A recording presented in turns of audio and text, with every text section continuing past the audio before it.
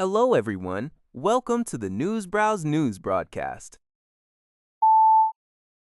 Izz al-Din al-Haddad, a long-serving Hamas commander and head of its military wing who helped plan the October 7 attacks in Israel and was involved in holding Israeli hostages, was killed in a precise strike in Gaza City on Friday, Israeli officials announced Saturday.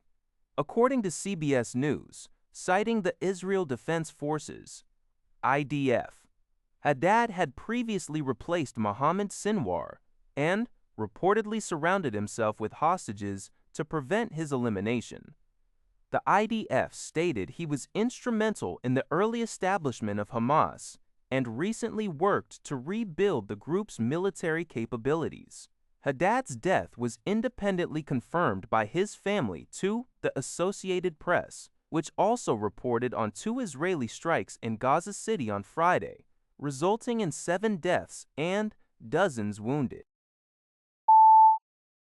Daily Express U.S. reports that Russian President Vladimir Putin is significantly expanding the world's largest drone factory located in the Alabuga Special Economic Zone in Tatarstan. This expansion coincides with the surge in weapons exports from Russia to Iran. Satellite imagery indicates the SEZ has grown by 340 hectares, with new production facilities and residential quarters. Ukraine's top commander, Oleksandr Syrsky, stated that Russia aims to double its suicide drone production to as many as 1,000 per day. Beyond domestic manufacturing of its Garan 2 variant drones, Russia is deepening military cooperation with Iran, offering 5,000 unjammable short-range drones, longer-range satellite drones, operator training, and satellite intelligence on U.S. troop movements. Moscow is also transferring technology to enhance Shahed drone communication, navigation, and targeting systems. Analysts suggest Russia is prolonging Middle East tensions to benefit from higher oil revenues and divert global attention from the conflict in Ukraine. According to the Epoch Times, the United States successfully completed a secret mission earlier this month, removing approximately 30 pounds of highly enriched uranium from Venezuela. This material originated from Venezuela's now deactivated RV-1 research reactor, the country's first and only nuclear reactor, originally built for scientific research and later adapted for gamma-ray sterilization. The U.S. Department of State confirmed the action, stating it makes the U.S. safer and strengthens global nuclear security. National Nuclear Security Administration, NNSA, Director Brandon Williams, emphasized that the removal signals Venezuela's recovery.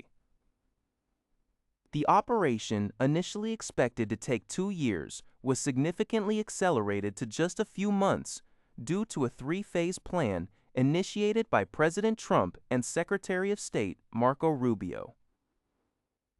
The uranium was securely packaged, transported by land to a Venezuelan port, then shipped to the U.S. on a British-provided vessel, and is now at the Savannah River site in South Carolina for processing. This action effectively mitigates the risk of nuclear smuggling and terrorism, as highly enriched uranium is a prime target for non-state actors, due requiring only 40 to 90 pounds to create a nuclear explosive device.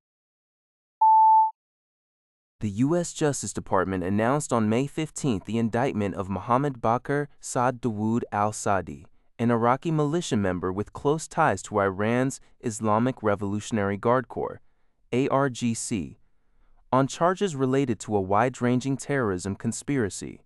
According to a report from Zio Shabah, Saadi is accused of complicity in supporting Kataib Hezbollah, an Iraqi militia group and U.S.-designated terrorist organization, aligned with the IRGC.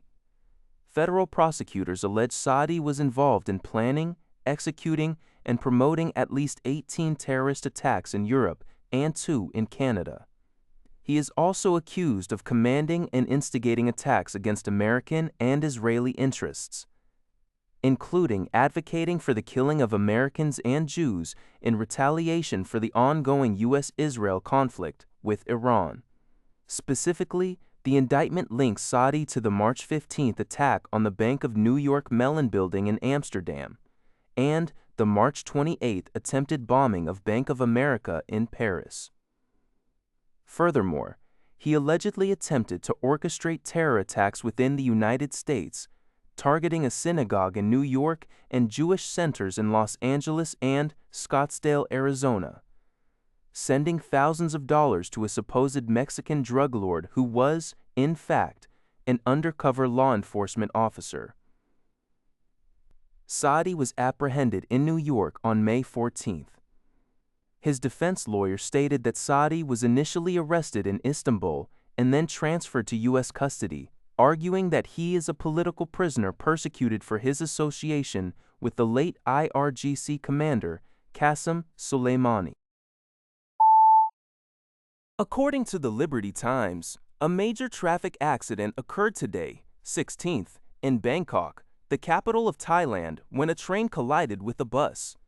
The impact ignited a fire and caused other vehicle collisions, resulting in at least 8 fatalities and 25 injuries. Firefighters and rescue personnel on the scene confirmed that the incident involved a train, a bus, and multiple cars and motorcycles. Local officials stated that some injured individuals were initially trapped within the vehicle wreckage, but have since been rescued by emergency teams. The fire has been brought under control, and search efforts are ongoing to locate any remaining survivors. The exact cause of the accident is currently under investigation. That's all for this video. Thank you for watching. See you in the next video.